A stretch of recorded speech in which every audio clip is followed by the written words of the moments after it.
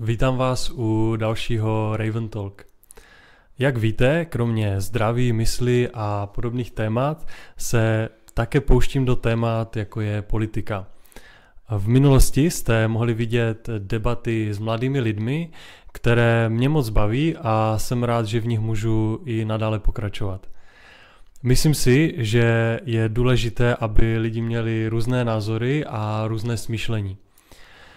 Právě to podle mě tvoří vlastně tu harmonii, ta rozmanitost. V minulých dílech jsem si pozval mladé politiky, kteří byli z pravého spektra. A nyní je mým hostem nestraník, student a patriot Ondřej Barna. Ondro, vítám tě. Těší mě, děkuji. A než se pustíme do politiky, tak já mám pro tebe ještě takové obecnější dotazy mimo tu politiku. A ten úplně první dotaz je to taková nevšední otázka a i ta je právě taková obecná, takže záleží, jak se na to budeš dívat, ale mě by zajímalo, jak ty vlastně vnímáš život jako takový, jestli někdy přemýšlíš nad smyslem života, vesmíru a vůbec, a nebo jestli si spíše nohama na zemi. Takhle, určitě žijeme jenom jednou. Prostě to, co zažijeme teďka, dneska, zítra, jindy se to nemusí podařit, jindy už tady nemusíme být. Takže proto je za mě podstatný prostě chytnout každou příležitost za pačesy a vlítnout do toho. Nad tím asi víc jako nepřemýšlím. Okay. Stalo se mi tolik věcí tak strašně náhodně a jenom díky tomu, že jsem se prostě do toho ponořil, že jsem prostě to nezahodil tu příležitost, že mi to přijde jako ideální věc. No. Tak ten život je dlouhý, mění se pořád, takže třeba až si tady budeme povídat za 10 let a položím ti tu stejnou otázku, tak jsem zvědavý, jestli na ní odpovíš třeba jinak, ale jsem rád, že jsi to řekl teda takovýmhle způsobem, myslím si dost pochopitelně, a na to ještě navážu právě tím, jak se díváš na ten systém, který jsme si jako lidi vytvořili nebo řekněme přijali, jestli jsi s ním nějak spokojený, nespokojený, jestli i třeba i nad tímhle přemýšlíš nebo taky to nějak neřešíš. Tak teďka jestli je myšlený ten systém jako politický systém, ve kterém žijeme, anebo celkově. Mně přijde, že lidi na sebe strašně kašlou. Že prostě v té společnosti, i když jasně každý jsme prostě individualista, jako v té podstatě, že se snažíme razit sám za sebe, ale že nebereme jako ohled na ostatní.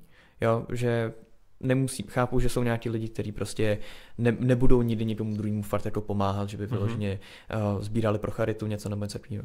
OK, chápu to, takový lidi prostě jsou. Já sice takový nejsem, já lidem jako pomůžu milé rád i nad moje jako možnosti, které jako mám normálně, že se fakt do toho ponořím, hodím do toho víc času, než bych jako měl i.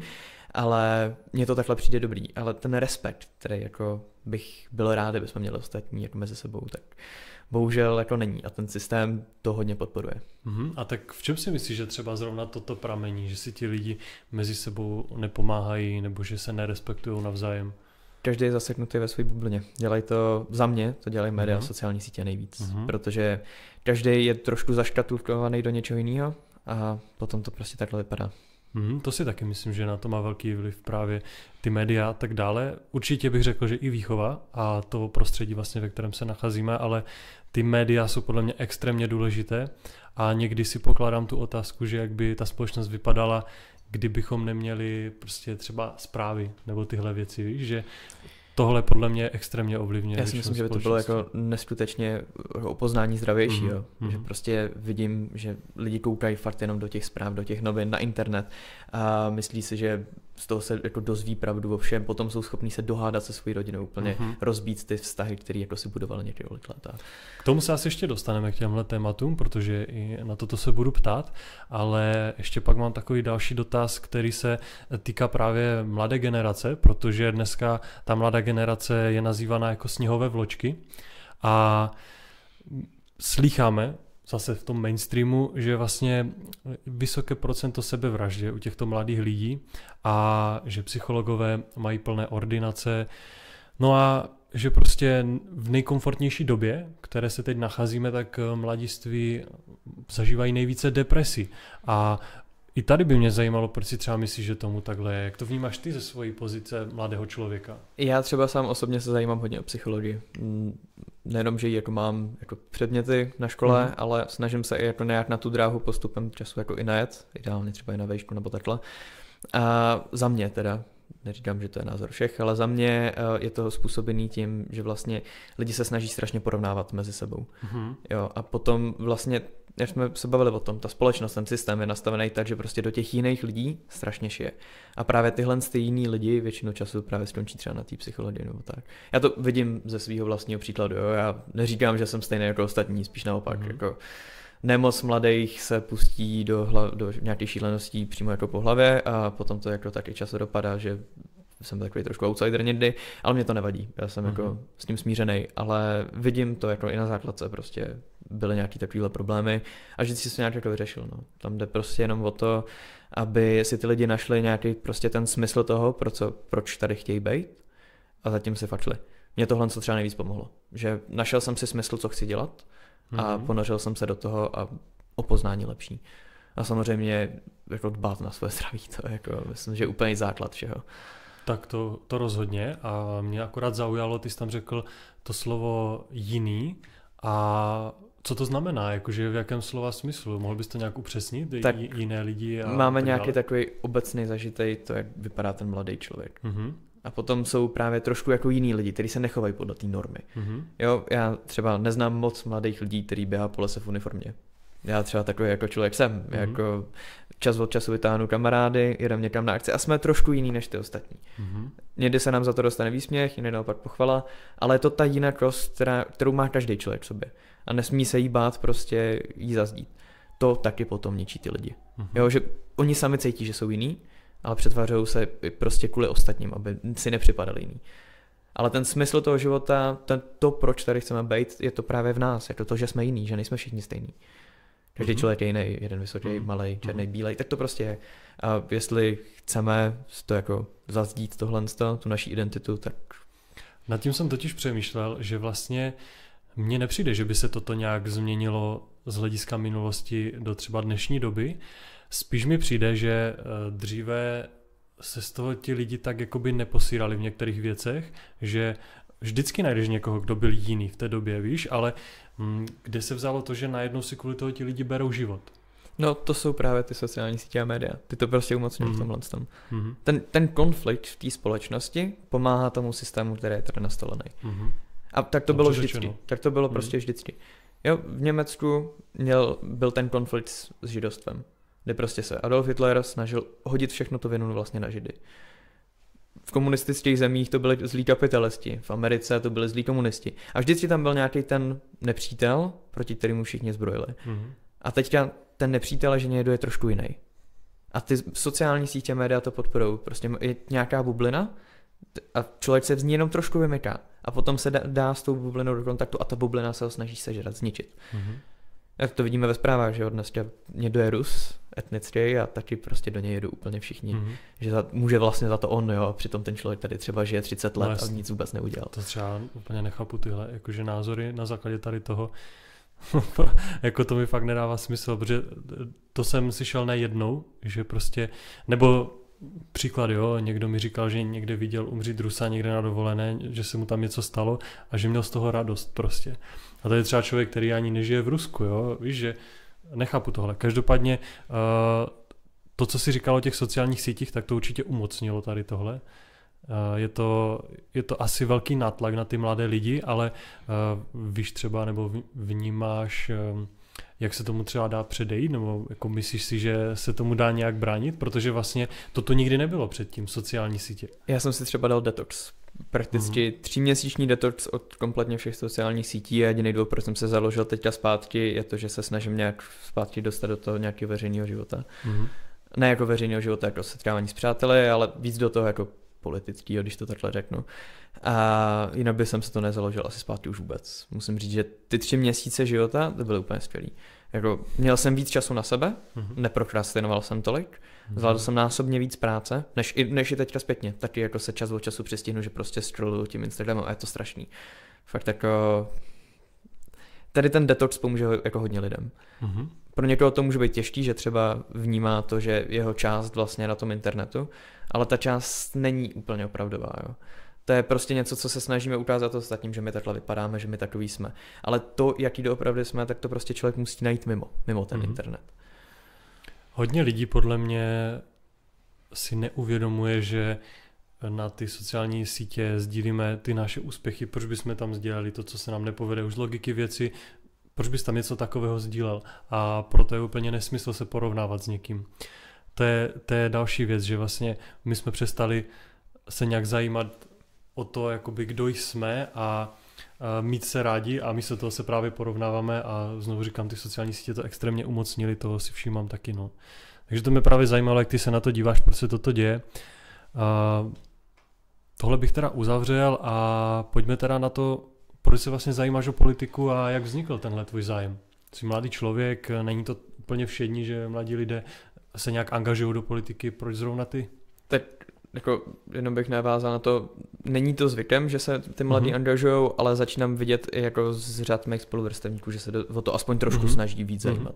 Jako začal jsem se o to nějak zajímat ve 14 letech, přibližně nějaký takový věk. Vznikalo spoustu jako politických simulací na internetu, kde se to snažili spíš nějak jako dostat ty lidi do toho života, že fakt jako politika existuje, že to není nic špatného, ať se trošku do toho jako i zabřednou, ať trošku víc bádají a takhle.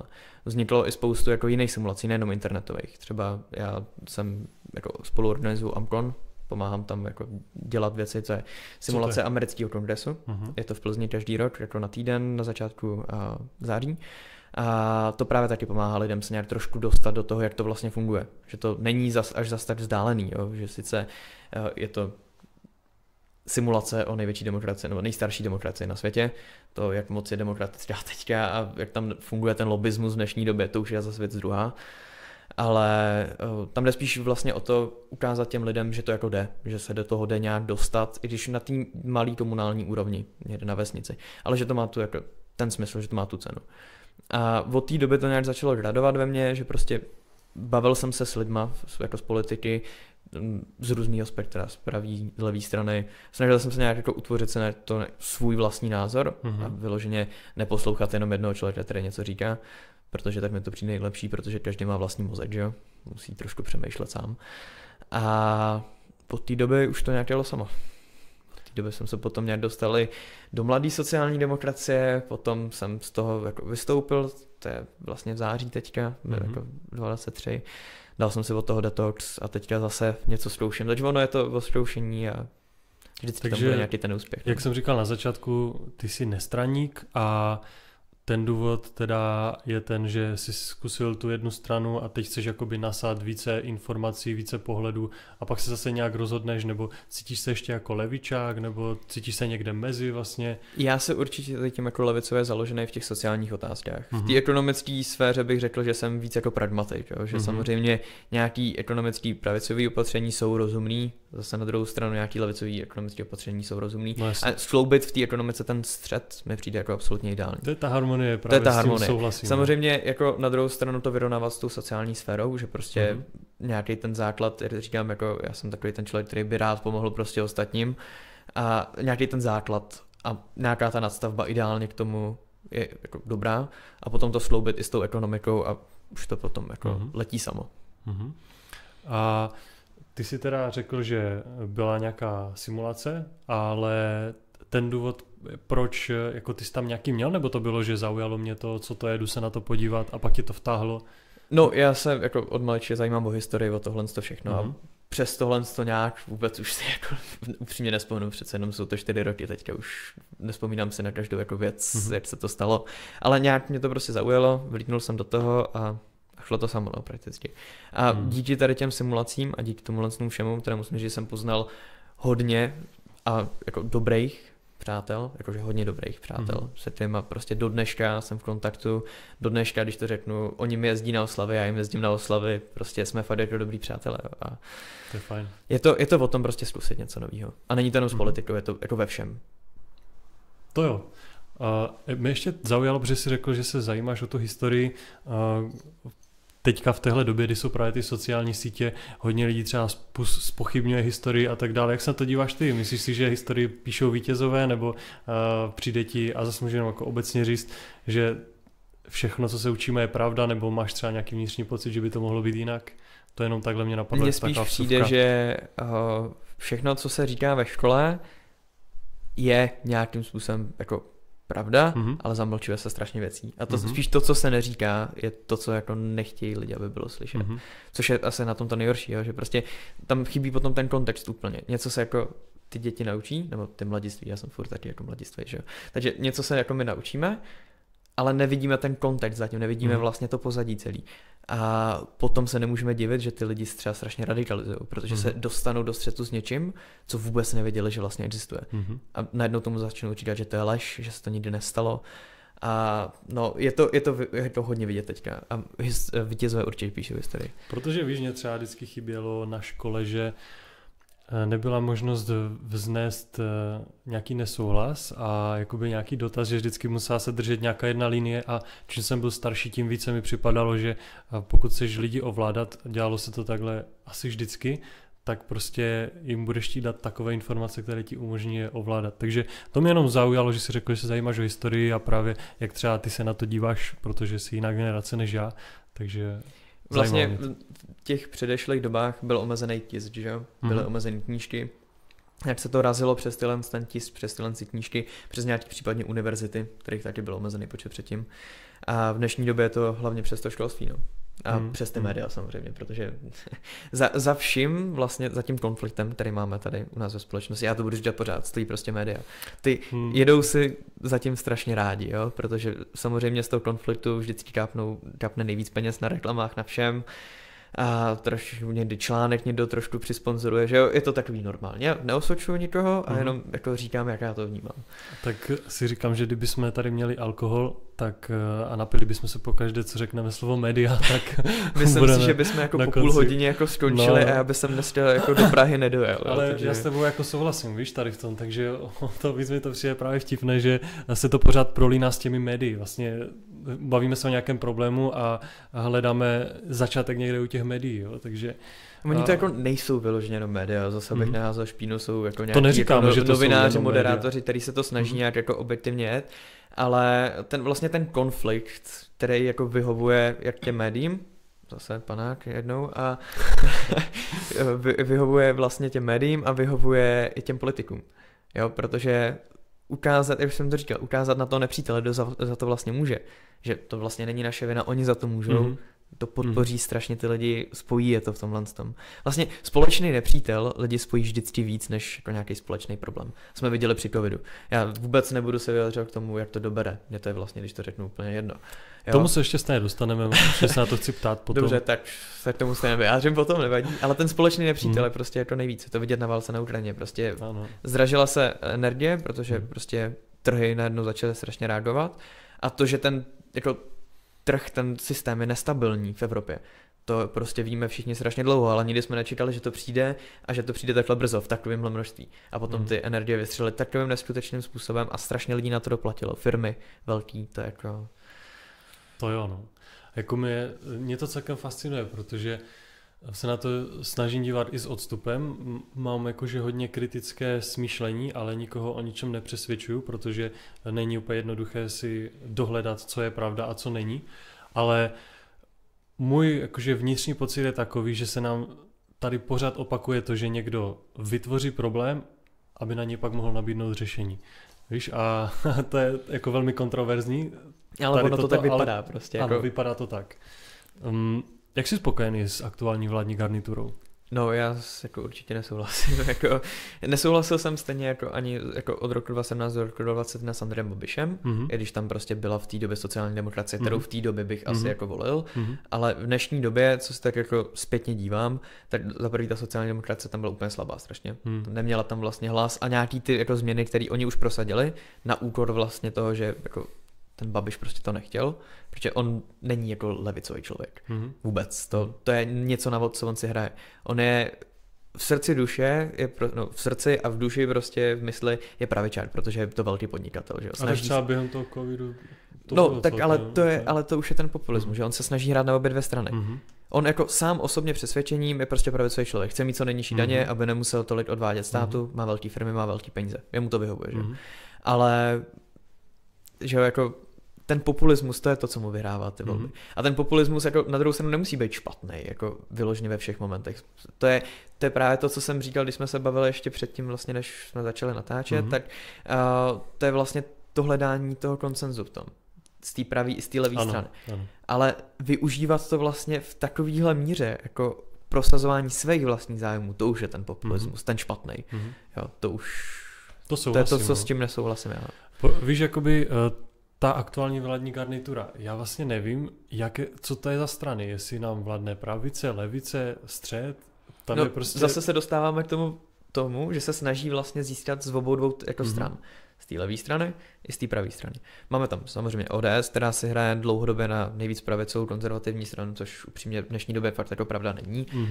Svobodní jsou násobně víc pravicoví, motoristé, řekl bych, že i přísaha může být jako víc pravicová. Nemám ji jako úplně ODS. Nastudovanou, takže přísahy nevím, ale souhlasím, svobodní motoristé. Snaží se Šlachta teda profilovat víc jako takový trošku jiný Babiš, ale i tak i víc pravicový než ODS v nějakých jako věcech. Ale zase na druhou stranu ODS taky není levicová, jo? Není to levicová strana a fakt se snaží jet na ty obě dvě strany. Jo? Když už se bavíme třeba vyhazov z práce bez udání důvodu, to jako fakt není levicová věc a naopak je to víc ta věc pravicová, ale potom tady máme nějaký určitě zastropování cen, to už je zase levicová věc, že jo. Snažíme se nějakým jako tím státním přídavkem prostě pro ty firmy v uvozovkách jako dotací se to snažíme snížit vlastně tu cenu na tom trhu. S tím třeba jako já souhlasím, že prostě v té době to byly fakt enormní ceny a nevěděli jsme dlouho, to prostě bude trvat. A zase to přišlo pozdě, přišlo to jako úplně zmatečně. Já bych asi neřekl, že tam je problém v tom, jestli ta vláda je pravicová nebo levicová, ale jak moc dobře dokáže reagovat na ty, nejenom reagovat, ale i předvídat ty problémy, které mají přijít. Jo, že prakticky v dnešní době ten stát není připravený na to, co se může dít za ty 2 roky. Počítáme vlastně rok dopředu, jak bude vypadat ten schodek. Jednou si spočítáme, že bychom třeba jako do 10 let mohli jako mít menší dluh, než máme teďka, ale nepočítáme fakt jako dlouhodobě, nepočítáme proto, když to řeknu blbě, já počítám s tím, že jednou budu mít děti, já se na to strašně těším, doufám, že jednou budu dobrý táta, doufám, že to i ty děti ocení, moje budoucí žena, ale... Tímto ji zdravíme. Ahoj. Přemítám hodně dopředu, ale furt je to takový ten jako fakt jako sen, když to řeknu American Dream, že baráček, rodina, prostě žijem si, svoboda, všechno je to v pohodě.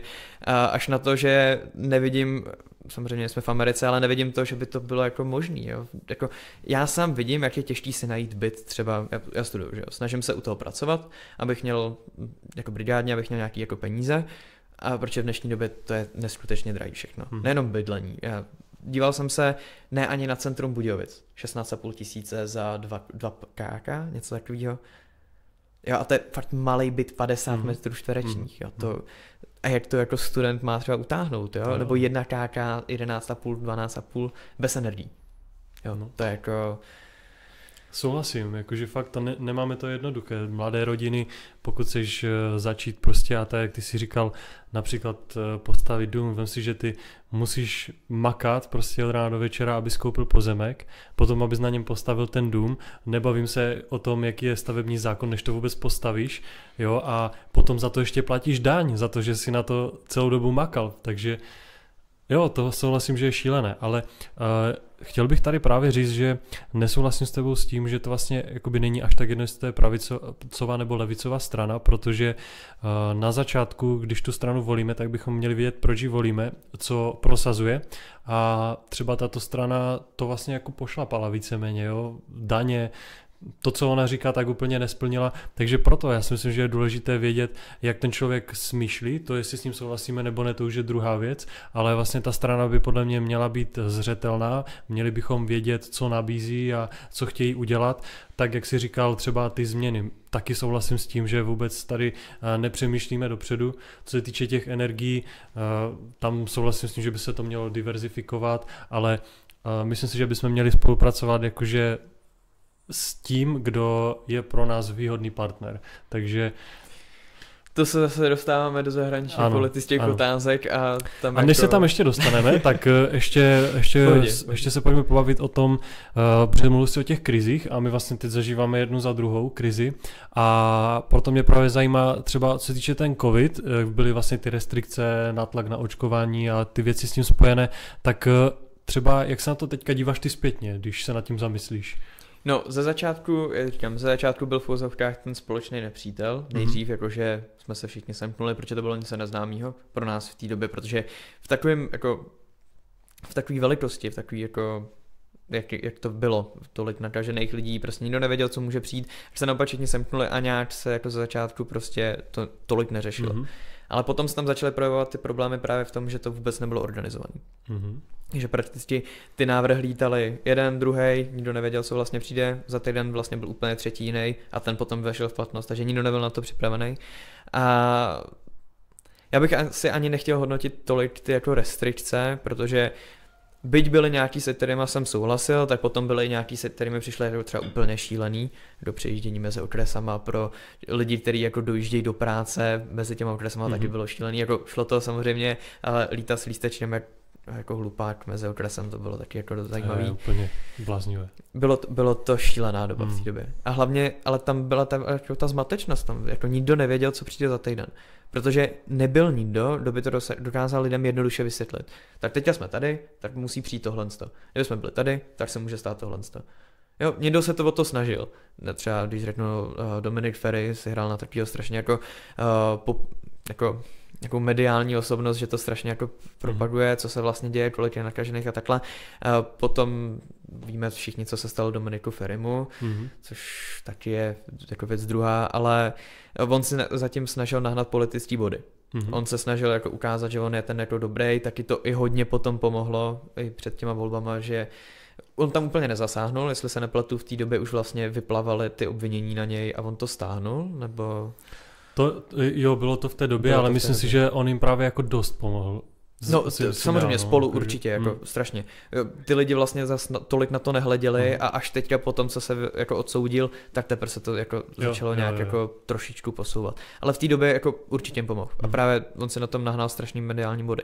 Jo, a což je vlastně jako strašně smutný, že jako na krizi si nahnal mediální body a nebral to jako nějakou jako službu ostatním.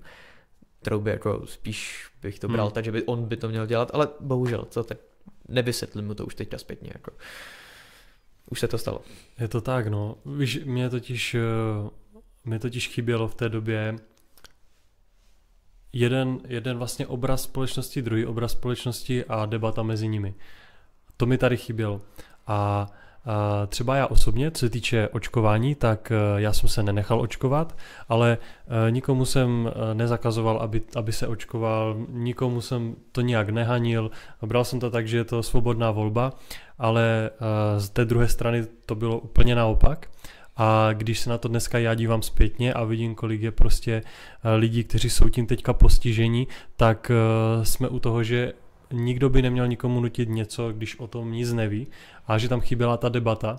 A právě to všechno bylo spojené i s těmi restrikcemi, proto mě zajímalo, jak ty jsi se na to třeba díval, víš, jestli ti tam taky chyběla ta debata, nebo ta zmatečnost tam rozhodně byla, to právě souhlasím, ale co třeba jako říkáš na tu debatu, že podle mě se žádná nevedla prostě. To je super, že jsme najeli na tohle, protože v té době se začal objevovat strašně jako používaný výraz teďka, dezolé, jo, což jako nechápu, prostě je to člověk, který má jiný názor a my se ho snažíme úplně zhanit tím, že mu řekne, že to je dezolát. Já neříkám, že s těma lidma ve všem souhlasím, neříkám, že souhlasím jako z té druhé strany ve všem, ale prostě jako někomu jen to říct, že prostě dezolát, proč má jiný názor, tak jde to jsme jako. To je stejný jako, když má někdo jiný názor, tak ho začít urážet jako podle fyzických atributů, když má někdo velký uši nebo velký tváře, tak to už je taky úplně jako přes čáru. A přesně jako tohle, co tam bylo, že ty lidi se začali mezi sebou hádat, začali z těch ostatních dělat tupce a vůbec jako nebyl ten jako ta debata mezi nima. A úplně to vyhaslo a teďka se to ještě přeneslo vlastně. To umocnilo ještě umocnilo více, že? vlastně, že válka na Ukrajině. Proruský šváb. Už jsem to slyšel jako na sebe asi 4krát, jo, což je jako strašně vtipný, protože jsem jako nikdy jsem vyloženě nikomu neřekl a já to ani tak jako neberu, že bych podporoval Rusko. Můžeme klidně k tomu přejít, protože na to jsem se chtěl ptát. Tak vlastně. super, tak rovnou jako do toho. Takže klidně pokračuji, když tak když tak se doptá. Ne, tak jako strašně lidí nechápe to, že Ukrajina je prostě multinárodnostní stát. Žijou tam Tataři na Krymu, žijou tam prostě z velké části Rusové na východě a ten vlastně západ byl víc ovlivněný třeba Polskem, částečně vlastně i třeba jako Maďarskem, i když ne za stolet, ale hlavně tím Polskem a nějakou tou jako německou jako sférovou vlivovou sférou, tak. Jako. A ten vlastně východní část vlastně byl ovlivněná Ruskem, jako historicky. Tak to prostě bylo, že bylo to tak, mezi sebou vlastně bojovali a ze spodu vlastně byla Osmanská říše. A Rusko mělo vlastně ten nějaký svůj zájem o to si to rozšířit, stejně jako měly všechny velké mocnosti v té době a vytvořilo se tam spoustu nových měst, spoustu vlastně nový, jako i ta nová kultura prakticky vznikla na Ukrajině, vlastně ty Ruso-Ukrajinci, dalo by se říct, jo. Ty, co žijou teďka vlastně na východě. A v tom roce 2014 to úplně potom jako řachlo, umocnilo se to. Já neříkám, jestli ty vlastně separatisti byli nebo nebyli podporovaní Ruskem, asi se všichni můžeme shodnout na tom, že jo, když tam potom nakonec ty Rusové fakt přijeli, jim to vyhovovalo. Prostě ten stát Ukrajina, který jim tam vadil dlouhou dobu, protože se snažil připojit vlastně spíš k těm západním vlastně mocnostem, tak najednou dostal krizi, boom, jasně podpoříme to, stejně jako to dělá prostě Amerika, když třeba v Iráku byly nějaký určitý prostě separatistické skupiny, když v Afghánistánu byly separatistické skupiny proti prostě komunistické vládě, kterou si tam nejdřív ty lidi zvolili, jo? Což je taky prostě svrhli krále, zvolili si tam jako komunisty, a ta vláda byla nejdřív podporovaná. A potom, protože to prostě vyhovovalo Američanům a stejně jako to teďka vyhovuje Rusům, tak prostě tak udělat nějakou tu krizi, trošku tu pozornost vlastně dát na jinou stranu prostě pro tu jinou mocnost. Tak to prostě je a bylo. Tak to prostě, to je fakt. To o tom se snad asi hádat jako s nikým nemusím. I když jsem se o tom taky hádal, jo, což to už je smutný. Prostě, jakože vůbec tady to, co třeba ty říkáš, tak když jenom slyším jakoby náznak tady toho, že třeba ti lidi nejsou úplně jako, že Ukrajina není prostě jednotný stát, který má jednotnou mentalitu, tak ve chvíli, když to někdo začne říkat v těch debatách, které jsem viděl, tak automaticky ho označují právě za proruského. Co je na tom proruského, že ty jako říkáš ty fakta, jak to je? Já třeba se do tady těchto témat nepouštím z pozice, že mám proto nějaké důkazy, protože se na to ptám různých lidí a ti na to mají různé názory, ale měl jsem třeba možnost bavit se s lidma, kteří mají právě známé na té Ukrajině a oni jim říkali, že přesně tady to, co říkáš ty, jo, že prostě tam jsou lidé, kteří přemýšlí úplně jinak na tom východě, než na tom západě.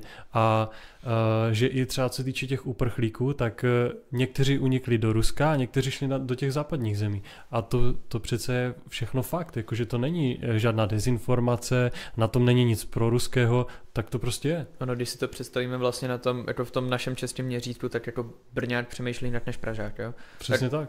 Ono to tak prostě jako je, jo. A vlastně ještě ty Ukrajině, jako mně se strašně líbí, že strašně moc lidí říká, že no ta válka začala před 2 rokama. Jo, ta válka jako ta invaze z Ruska začala před 2 rokama. Ale ten konflikt už tam je prostě těch 10 let teďka. Prostě ten rok 2022 bylo vyústění vlastně všech těch krizí, všech těch bojů, které tam byly. Které tam probíhaly vlastně mezi rokem 2014-2015 hlavně a potom v nějaký omezený míře i potom jako dál. A ty lidi si to neuvědomují, že tam nebyl klid. Tam nelítala jako holubice míru a všechno v pohodě, všichni se jako plácali po zádech a jenom tam byla jakoby hranice. Ne, ty jako lidi vyloženě na svém mířili dělama. Hlavní. Puškou. Tam jako lidi umírali. A nikdo si to neuvědomuje do dnešní doby, že prostě i ta východní část té Ukrajiny si potom přišla docela ukřivděná, že jim říkali vlastně o tom celém území, že jsou to separatisti. A potom, jak někdo může vlastně plánovat to, že připojí vlastně tu část potom zpátky, aniž by tam byl nějaký konflikt. To je jako, když to řeknu blbě, to je jako kdyby jsme Slovákům řekli, že to jsou jako ovce a potom bychom jim řekli, ale vlastně pojďte k nám, bratě, a my vás připojíme zpátky. Jo, tak to jako nefunguje, nebo když se prostě s někým porve někdo a potom druhý den očekává, že taky to bude v pohodě, tak není to tak. A tam byl právě problém v tom, že nikdo z těch západních, ale ani Rusko neměli prostě snahu o to nějak to usmířit. Jim vyhovoval ten konflikt, jim vyhovovala ta krize. Rusko to vyhovovalo, protože Ukrajina byla oslabená, nemohla do NATO. Jakoby NATO, EU, hlavně teda USA a Francii, to vyhovovalo v tom smyslu, že prostě Rusko mělo něco, co muselo částečně hlídat svým armádama. Nemohlo jako se přesunout nějakým způsobem. A je to vidět teďka. Vlastně proč ta válka je tak dlouho, je hlavně z toho důvodu, aby to Rusko vyčerpali. Tak to vnímám taky, jo, na základě toho, jak se na to dívám, a proto mě extrémně mrzí, že ti lidé, ti politici, kteří o tom právě mluví, tak mně přijde, že oni jsou úplně mimo realitu. Prostě oni se baví o lidských životech, jak kdyby to byla hra. Víš, jakože pojďme tu válku prodlužovat, protože prostě musíme vyhrát a do posledního Ukrajince, jak to vůbec jako můžou říct, jo? A nerozumím tomu, proč když někdo chce mír, tak je označený za chci míra a je to jako, že dělají si z něho srandu. Tomu prostě naprosto nerozumím a nikdy jsem nespochybňoval to, že Rusové zaútočili na Ukrajinu, přesně tak to je, ale proč se třeba někdo nedohodne na zastavení jakože střílení a neudělají si prostě nějaké referendum, které bude podchycené mezinárodně a aby zjistili, jak ti lidi přemýšlejí, víš, že třeba prostě aspoň nějaké návrhy, jo, ale já slyším pořád od těch, kteří vládnou jenom, že chtějí bojovat a zabíjet se tam a tak dále, ale všichni z tepla svého domova. Tam jde hlavně o to, že ty vrcholní politici, nejenom jako v cizích zemích, jako v těch velkých zemích, ale i u nás prostě vnímají to všechno jako čísla. Nás vnímají jako čísla. Nás je 10 milionů, 10,5 teďka už vlastně, 10,5 milionů, ty odvedou tolik a tolik na daních, z toho bude tolik a tolik.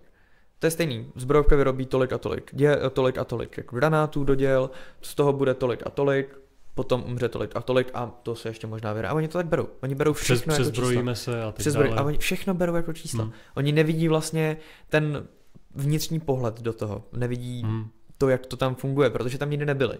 Když už tam byli, tak jednou přijeli do Kyjeva, podívat se tam, popovídat si s někým, udělat si fotky a odjeli pryč. Ale reálně jako nikdo nezažil to, co tam zažívají ty Ukrajinci. A nebo ty Rusové. Prostě já si nemyslím, že průměrný Rus chce jít padnout někam na Ukrajinu. Jako kdybych já byl Rus, tak taky jako nepůjdu jako s puškou jako do první linie. To nějaký fanatici možná, ale myslím, že 99% normálních Rusů fakt ne. Stejně jako Ukrajinci, prostě ty šli bránit, kdo chtěl jít bránit, tak šli. Ale teď už nemají lidi, proč nikdo jiný chce už. Protože ví, že to je prostě zbytečný umírání za něco, že oni to stejně prohrajou. Oni to sami cítí. Proto musí ty lidi jako fakt násilím verbovat. A z toho jsou videa všude jako na internetu. A ne na nějakých pochybných médiích, ale když to řeknu i jako na Seznamu, který v úzovkách berou všichni takový ta liberální část bere jako největší jako pravdu v dnešní době, nebo třeba Hospodářky. Ale bylo to tam prostě jako, ty články tam jsou dohledatelný. Že prostě nedaří se ty lidi naverbovat, protože nechtějí umírat. Že oni sami to berou jako něco, co stejně přijde jednou. Já jsem právě chtěl tohle téma začít otázkou, jak ten konflikt vnímá, že si ti připadá, že nám předkládají média vyvážené informace. Teď na základě toho, co jsi řekl, tak teda asi to tak úplně nevidíš, že? Ne, jako takhle. Kdyby média předkládaly vyvážené informace, tak budou zmiňovat, a to není jenom jako o válce na Ukrajině, to je i o Izraeli a Palestině. Já jako Palestina, nebo jakoby Hamas napadl Izrael 7. října, to bylo, jestli se nepletu, teďka, 7. října, napadl Izrael a prostě zmasakrovali tam civilisty. Absolutně nespochybnitelný fakt, co se prostě stalo. To, že Izrael teďka zabil nějakých 35 000 civilistů, se takhle jako hodilo někam jako z okna a vůbec nikdo to neřeší, že to je špatně. A to je stejný vlastně jako na Ukrajině. Prostě Ukrajina měla dlouhodobý problém s tím, že tam byli prostě nacisti. Předpokládám, že teďka čeká na mě nějaký policejní auto, odvezou mě, jako, nevím, co tady máte za věznici nebo něco takového, jo. Ale už se mi jako stalo, že na mě zavolali policajty, jenom kvůli tomu. Fakt? Jo, no, jakoby bylo to, my hrajeme Airsoft hodně a máme jak jako východní, tak západní prostě vybavení. A jenom protože vlastně mám vybavení, které jako v moderních ruských maskáčích, tak na nás zavolali policajty. Ty policajti byli strašně v pohodě. Vůbec, ty to vůbec neřešili, ty řekli, hrajte si jak chcete, nám je to vlastně jako úplně jedno. Jo. Kdybyste tady jako vyřvávali nebo chodili jako s nacistickou vlajkou, tak to už teprve budeme řešit, ale tohle se nám jedno.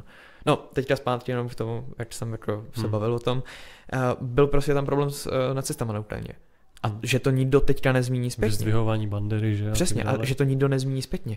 Protože my se snažíme glorifikovat něco, co nám vyhovuje, a úplně, a to je stejně na těch sociálních sítích, to jsme se o tom bavili, že jo. Taky dáváme ty suprový věci, které tam jsou, a ty negativa, proč bychom je tam dávali, že?